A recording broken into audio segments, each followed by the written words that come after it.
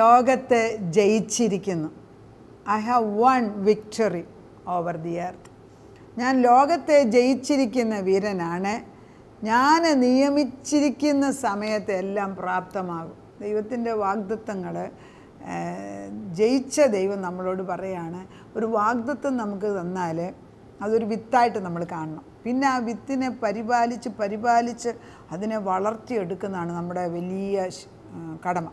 ഈ ഒരു നല്ല വിത്ത് കൊണ്ട് നല്ല എന്നെ ഏൽപ്പിക്കണമെങ്കിൽ എനിക്ക് കാര്യപ്രാപ്തി ഉണ്ടെന്ന് ദൈവത്തിന് മനസ്സിലാകണം.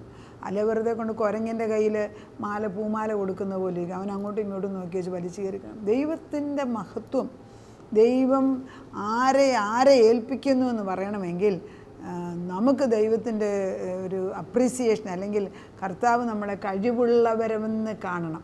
അത് ദൈവവചനം എടുക്കുന്ന ഏതൊരു വ്യക്തി, പണമൊന്നുമല്ല, പഠിത്തമൊന്നുമല്ല അതിനകത്ത് വേണ്ടി, ദൈവവചനം ഏറ്റവും ഹൃദയത്തിൽ സംഗ്രഹിക്കുന്ന ഏതൊരു വ്യക്തിയും ദൈവത്തിന് പ്രധാനമാണ്. അപ്പം ദൈവം നമ്മളെ അനുഗ്രഹിക്കാൻ റെഡിയായിട്ട്. കർത്താവ് പറഞ്ഞു, ഞാൻ ലോകത്തെ ജയിച്ചവനാണ്, പിന്നെന്തോ ഇത്ര ഭാരം. അത് നമ്മൾ ദൈവത്തിനെ വിളിക്കേണ്ട വിധത്തിൽ വിളിക്കാത്തതുകൊണ്ട് തന്നെയാണ് തലമുറകൾ നശിച്ചു പോകുന്നത്. ഒന്നാമത് സ്ത്രീകൾ ജോലിക്ക് പോകാൻ തുടങ്ങിയതോടുകൂടി വീട്ടിൻ്റെ കുടുംബത്തിൻ്റെ ആ വിശുദ്ധി ഇല്ലാതായി മാറുകയാണ്. ഒന്നാമത് നേരമില്ല, ജോലി കഴിഞ്ഞ് വെച്ച് തിരിച്ചു വരുമ്പോൾ അവർക്ക് അതിനുള്ള ബലമില്ല. പിന്നെ സ്ത്രീകൾക്ക് പൈസ കയ്യിൽ വരുമ്പോൾ പുരുഷന്മാർ കാണുന്ന പോലെയല്ല സ്ത്രീകൾ പൈസ കാണുന്നത്.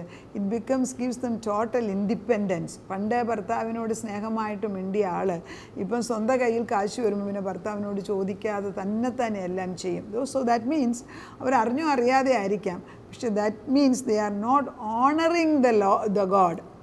അതായത് ദൈവം നിയോഗിച്ചിരിക്കുന്ന ഭർത്താക്കന്മാരെ ബഹുമാനിക്കുക എന്നാണ് വചനം പറയുന്നത്. അത് ചെയ്യാതെ ഇരിക്കുമ്പോൾ വീട്ടിലെ അനുഗ്രഹം തടസ്സപ്പെടും, കുടുംബത്തിൽ ശാപം വരും. ഭാര്യ ഭർത്താക്കന്മാർ വഴക്കുണ്ടാക്കുന്ന മിക്ക കുടുംബങ്ങളിലും മക്കളെ വഴിതെറ്റിപ്പോകും. കാരണം അവർക്ക് കാണുന്ന എക്സാമ്പിൾ തെറ്റാണ്. ഭാര്യ ഭർത്താവിനെക്കാട്ടി പൈസ വാങ്ങിക്കുമ്പോൾ ഭർത്താവിനെ മാറ്റി നിർത്തുന്നത് ശാപമാണ്. ആ ഒരു റീസൺ പറഞ്ഞു.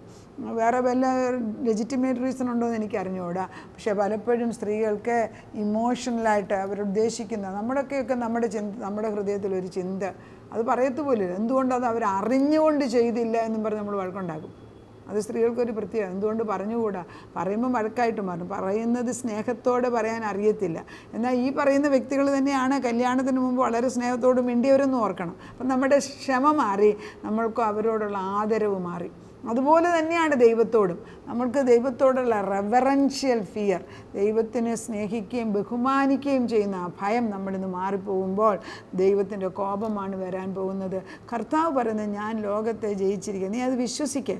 നിൻ്റെ മക്കളുടെ പ്രശ്നമോ നിൻ്റെ പ്രശ്നം എത്ര വലുതാണെങ്കിലും നിരാശപ്പെടാതെ, രോഗം എത്ര വലുതാണെങ്കിലും നിരാശപ്പെടാതെ, നിൻ്റെ അട്ടിപ്പിണറുകളാൽ ഞാൻ സൗഖ്യം തരുന്ന ദൈവമാണ്. അപ്പം ലോകത്തെ ജയിക്കുക എന്ന് പറയുമ്പം ഏതൊരു പ്രശ്നം, മക്കളുടെ കാര്യമാകാം, പണസംബന്ധമായ മണ്ടത്തരങ്ങൾ എന്തെല്ലാം നമ്മൾ കാണിക്കും. ആ പണം എടുക്കുന്ന സമയത്ത് നമ്മൾ കടം വാങ്ങിക്കുമ്പോഴല്ലേ പണസംബന്ധമായ ബുദ്ധിഹീനം കാണിക്കുമ്പോൾ നമ്മൾ ഒരിക്കലും ദൈവത്തോട് ചോദിച്ചിട്ടില്ല. ദൈവം പലപ്പോഴും പറയും, ഇപ്പം ചെയ്യരുത്. ഞാൻ ഈ അടുത്ത തന്നെ ഒരാളുടെ കാര്യത്തിന് വേണ്ടി ഇടപെട്ടപ്പം കർത്താവിനോട് സമയമായിട്ടില്ല. അപ്പോൾ ഇനി എപ്പോഴാണ് സമയമാകുന്നതെന്ന് വരെ ഞാൻ വെയിറ്റ് ചെയ്യണം. ഞാൻ ദൈവത്തെക്കാട്ടി മുമ്പിലെടുത്ത് ചാടിയിട്ട് കാര്യമൊന്നുമില്ല. സമയമാകുമ്പോൾ ദൈവം ചെയ്യുമെന്ന് പറഞ്ഞാൽ അതിൽ വിശ്വസിച്ചിട്ട് ഉറയ്ക്കാനുള്ള കൃപ നമുക്കുണ്ടാകണം. അവൻ പറയുന്നത് നമ്മുടെ കൂടെ ദൈവമുണ്ട്. അപ്പം കർത്താവ് ഈ യോഹന്നാന്റെ സുവിശേഷം 16:33 എളുപ്പം ഓർക്കാൻ. ഇതൊക്കെ വചനം കൊട്ടേഷൻ പറയുന്നത് എവിടെയെങ്കിലും മറ്റുള്ളവർക്ക് പറഞ്ഞു കൊടുക്കാൻ കൂടെ പ്രയോജനപ്പെടണം. 16:33 പറയുന്നു, ലോകത്തിൽ നിങ്ങൾക്ക് കഷ്ടമുണ്ട്, എങ്കിലും ധൈര്യപ്പെടുവാൻ. അപ്പോൾ കഷ്ടമില്ല എന്ന് പറയുന്നില്ല, ഞാൻ ലോകത്തെ ജയിച്ചിരിക്കുന്നു പറഞ്ഞു. അപ്പം നമ്മളെല്ലാവരും ദൈവത്തിൻ്റെ സന്നിധിയിൽ വരുമ്പോൾ നമ്മൾ ജയിച്ച ഒരു കൂട്ടമായിട്ട് കാണണം. എന്തൊക്കെ ഈ നമ്മൾ വിശ്വാസികൾ അങ്ങോട്ടും ഇങ്ങോട്ടും കുറ്റം പറയുന്നതിനെ ഞാൻ വളരെ ഖണ്ഡിതമായിട്ട് ശാസിക്കുന്നുണ്ട്. ഞാൻ ഈ ചില മരിച്ചവരുടെ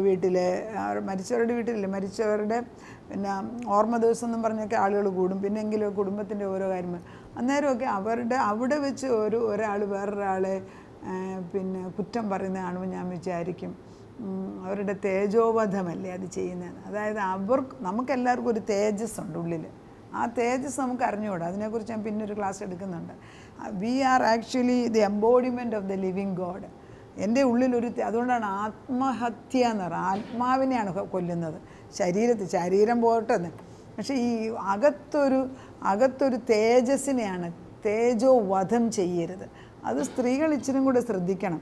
ഞാനത് ഇപ്പം പറയുന്നതെന്ന് വെച്ചാൽ നേരിട്ട് ചിലപ്പം പറയുമ്പോഴും അങ്ങനെ ഓരോ വ്യക്തി, എനിക്ക് ഞാൻ ഓരോ വ്യക്തിയുടെ മുഖം പറയുമ്പോൾ എനിക്കറിയാം ഇന്ന ആൾ ഇന്ന സ്വഭാവക്കാരാണ്. കാരണം അങ്ങനെ പറയാനിടയാക്കരുത്. We should be more graceful. അതായത് ബലഹീനതയുണ്ടെങ്കിൽ തന്നെ മാറ്റി നിർത്തത്തക്ക സമയത്ത് പറയേണ്ട വിധത്തിൽ പറയാനുള്ള കൃപ വരണം. അതല്ലെങ്കിൽ പറയാതിരിക്കുക. പക്ഷെ മറ്റുള്ളവരുടെ മുമ്പിൽ വെച്ച് നമ്മൾ വേറൊരാൾ കുറ്റം പറയുന്നത് അവർ കേട്ടാൽ എന്താ എനിക്ക് അതാണ്ട് അധികാരമുള്ളത്, അങ്ങനെ പറയുന്നത് ശരിയല്ല. That is absolutely wrong and I rebuke it. ഒരിക്കലും അത് ചെയ്യല്ലേ. ഒരാളെങ്കിലും ധൈര്യമായിട്ട് പറയണം. അപ്പോൾ നമ്മളോട് ദൈവം പറയുന്നത് നമ്മൾ ആഴത്തിലോട്ട് ഇറങ്ങണം. ആഴിയെ വിളിക്കുകയാണ്. നമ്മൾ ജീവിതത്തിൽ പ്രയാസം വരും. കർത്താവ് 144:12 പറയുന്നുണ്ട്, നമ്മുടെ ജീവിതത്തിൻ്റെ കഷ്ടങ്ങൾ നമ്മൾ ഓളങ്ങളായിട്ടും തിരമാലകളായിട്ടും അത് നമ്മുടെ മീതെ കൂടെ അങ്ങ് കടന്നങ്ങ് പോകും. അതായത് വെള്ളത്തിൻ്റെ ഏറ്റവും അടിയിൽ താമസിക്കുന്ന ജന്തുക്കൾക്ക് അല്ലെ ജീവികൾക്ക്, മത്സ്യത്തിന് മുകളിൽ വെള്ളം കിടന്നുകൊണ്ട് അങ്ങോട്ടും ഇങ്ങോട്ടും ഓളം അടിക്കുന്നത് അത് ബാധിക്കില്ല. Because they are absolutely deeper under the water. അതുപോലെ വേണം നമ്മൾ പരിശുദ്ധാത്മാവിൽ ഭാരവും പ്രയാസവും വരുമ്പം കാണുന്ന പോലെ ഓളം അടിച്ച് പോകേണ്ടിവരല്ല നമ്മൾ. We need to go deeper down. The deep calls the deep എന്നാണ് പറയുന്നത്. ആഴിയെ വിളിക്കുന്നു. അപ്പോൾ ഈ എടുത്തു ചാടുന്ന സ്വഭാവക്കാരുള്ള പുരുഷനാകാം, സ്ത്രീയാകാം, മക്കളാകാം, അവർക്കൊന്നും ഇല്ല. They are really what I call, അവർക്ക് ശൂന്യമാണ്. They are zero before God and zero before others also. If you cannot control your temper, if you cannot control your unwanted thoughts, you really are not worthy for anything. അപ്പോൾ നമ്മൾ എളുപ്പം ദേഷ്യപ്പെടുന്നതൊക്കെ നമ്മൾ justify ചെയ്യും. പക്ഷെ പരിശുദ്ധാത്മാവ് വരുമ്പോൾ അങ്ങനെ ഒരു സ്വഭാവം. അതുകൊണ്ടാണല്ലോ മോശ ഒത്തിരി ദേഷ്യമുള്ള ആളിനെ പിന്നെ ദൈവം പറയുന്നത് മോശയെപ്പോലെ മീക്കായിട്ട് അല്ലെങ്കിൽ മോശയെപ്പോലെ ദയുള്ളൊരു മനുഷ്യൻ വേറെ ഇല്ലയെന്ന്. അതെന്താ? The power has come under control. നമ്മൾ എല്ലാ ക്യാരക്ടറും ദൈവത്തിൻ്റെ പരിശുദ്ധാത്മാവിൻ്റെ നിയന്ത്രണത്തിൽ കൊണ്ടുവരണം. അങ്ങനെയാണെങ്കിൽ നമുക്ക് ലോകത്തെ ജയിക്കുവാൻ സാധിക്കത്തുള്ളൂ. കർത്താവ് സങ്കീർത്തനം 16:8 അതിന് വളരെ പ്രധാനപ്പെട്ട ഒരു വാക്യമാണ്. All these things are really useful. നമ്മളെന്നും പ്രാർത്ഥിക്കുമ്പം പ്രാർത്ഥിക്കേണ്ടതിന് 16:8. ദീസ് ആർ ഓൾ തിങ്സ് ഞങ്ങൾ എന്നും ഉപയോഗിക്കുന്ന വാക്യങ്ങളാണ് ഞാൻ ഈ പറഞ്ഞിരുന്നത്.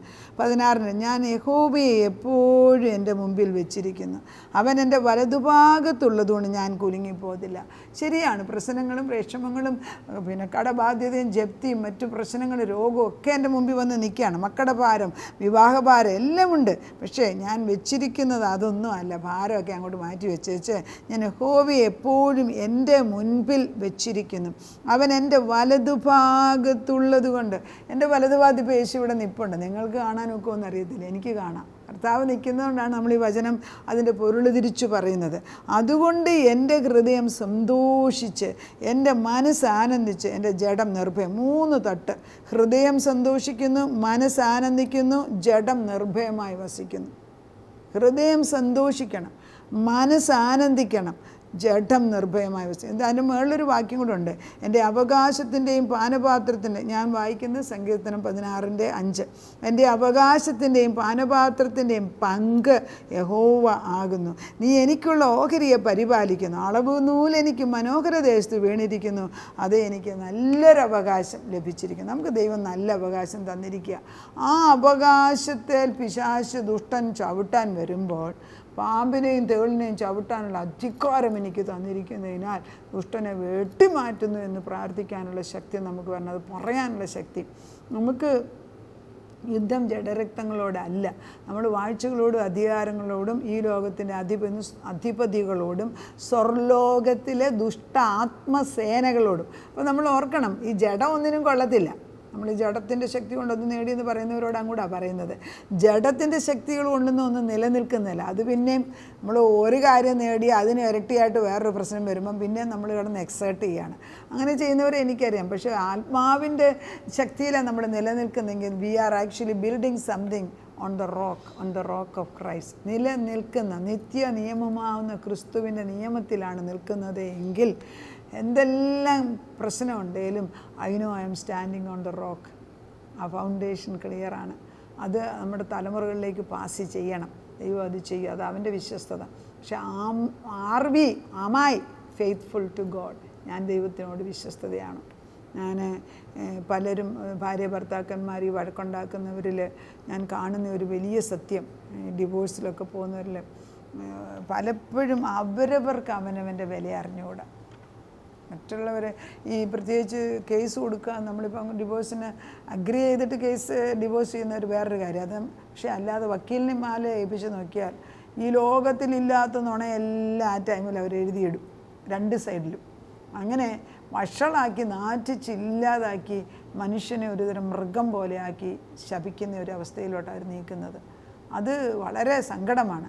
അതിന് പകരം ഞാൻ ആരെന്നുള്ള ബോധം എനിക്കുണ്ട് എങ്കിൽ കർത്താവ് നിങ്ങളെ നടത്തും. ഒരു ഡിവോഴ്സോ അല്ലെങ്കിൽ ഒരു കുഞ്ഞുങ്ങളുടെ പ്രയാസമോ അല്ലെങ്കിൽ പണസംബന്ധം ഒന്നും നമ്മളെ ദൈവത്തിൻ്റെ മുമ്പിൽ നിന്ന് മാറ്റാനിടയാക്കുക. They should be the channel to bring us closer to God. ഞാൻ ലോകത്തെ ജയിച്ച ദൈവമാണെന്ന് ദൈവം പറയും. നമുക്ക് പ്രാർത്ഥിക്കാം. അഭിജൻ ലോകത്തെ ജയിച്ചെന്നാണ് ഇപ്പം പറഞ്ഞത്. ജയിച്ച പക്ഷത്തെ ഞാൻ നിൽക്കുന്നുള്ളൂ കർത്താവെ. തോറ്റ പക്ഷത്ത് നിൽക്കാൻ ഇനി വയ്യ. തോറ്റുപോയിട്ട് അന്നേരം എല്ലാം നമ്മുടെ സ്വഭാവമാണ്, മറ്റവരുടെ കുഴപ്പമാണെന്നൊക്കെ പറഞ്ഞ് രക്ഷപ്പെടാൻ നോക്കി. പക്ഷെ ഇന്ന് എനിക്ക് മനസ്സിലായി, നീ മാത്രമേ ഉള്ളൂ ജയിച്ചവൻ. ദൈവം തോറ്റതായിട്ട് വേദപുസ്തകത്തിൽ എങ്ങും എഴുതിയിട്ടില്ല. അതുകൊണ്ട് കർത്താവെ, ഞങ്ങൾ നിൻ്റെ പക്ഷത്തേക്ക് ഞങ്ങളെ കൊണ്ടുവന്ന് നിർത്തുന്നു. ഞങ്ങളുടെ ഭർത്താക്കന്മാരെ, മക്കളെ, മരുമക്കളെ, ഞങ്ങളുടെ പ്രാർത്ഥനാ വിഷയങ്ങളെല്ലാം ജയിച്ച പക്ഷത്ത് കൊണ്ടുവന്ന് നിർത്തുന്നു. അവിടുന്ന് തക്ക സമയത്ത്, ഞാൻ ലോകത്തെ ജയിച്ച ദൈവമാണെന്ന് പറഞ്ഞെങ്കിൽ തക്ക സമയത്ത് അവിടുന്ന് ഉത്തരം തരുമെന്ന് പൂർണ്ണമായിട്ടും വിശ്വസിക്കുന്നു. വിശ്വസിച്ച് സംശയിക്കാതെ വിശ്വസിച്ചാൽ നീ നന്മ ചെയ്യുമെന്നുള്ളതിന് ഉറപ്പുണ്ട് കർത്താവേ. അങ്ങനെ ഉറപ്പില്ലാത്തതായ വല്ല ചിന്തകൾ നമ്മുടെ ഹൃദയത്തിൽ വരുന്നുവെങ്കിൽ അതിനെ അപ്പച്ചൻ്റെ ആ ഓൾട്ടറിൽ, അപ്പച്ചൻ്റെ യാഗപീഠത്തിൻ്റെ മേൽ വെച്ച് കരിച്ചു കളഞ്ഞിട്ട് ജീവനുള്ള ദൈവത്തിൻ്റെ ആത്മാവിനെ കൊണ്ട് ഞങ്ങളെ നിറയ്ക്കുന്ന അപ്പച്ച.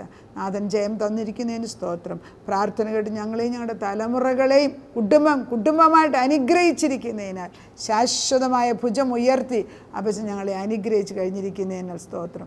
പ്രാർത്ഥന കേട്ട് ഉത്തരം തന്ന ദൈവത്തിന് നന്ദി. യേശു ക്രിസ്തുവിൻ്റെ പുണ്യനാമത്തിൽ തന്നെ ആമേൻ.